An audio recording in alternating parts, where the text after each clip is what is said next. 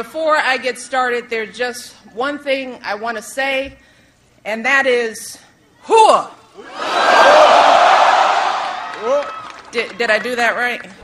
Well, any good politician knows that the way to start a speech is by establishing a connection with your local audience, and you do that by recognizing local officials and praising, local treasures or landmarks or lakes or mountains or whatever, and trying to somehow get your audience to feel like they have a connection to you. Sports allusions are huge. Politicians love to go someplace and, talk about the beloved sports teams there. I just want to remind you right off the bat, I picked UNC to win it all in March Madness. Brownlee doesn't do as many sports allusions as the president, and that's probably smart just because he doesn't seem to be quite as much of a sports junkie, so it probably wouldn't work for him.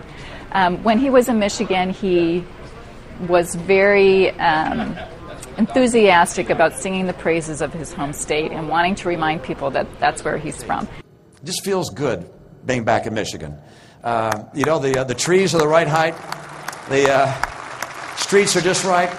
I like the fact that most of the cars I see are Detroit-made automobiles. Speaking as someone from Michigan myself, people in Michigan are very proud of their trees. And so it may have well gone over better with that crowd than some of the national audience might have thought.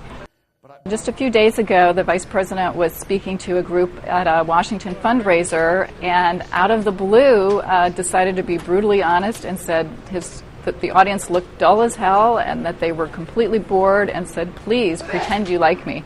And it actually worked for him. The crowd laughed and they got a kick out of it. Speech experts say it's very important to make that connection with your audience, but they also are equally adamant that it's very important not to overdo it, not to fake it, not to be a poser.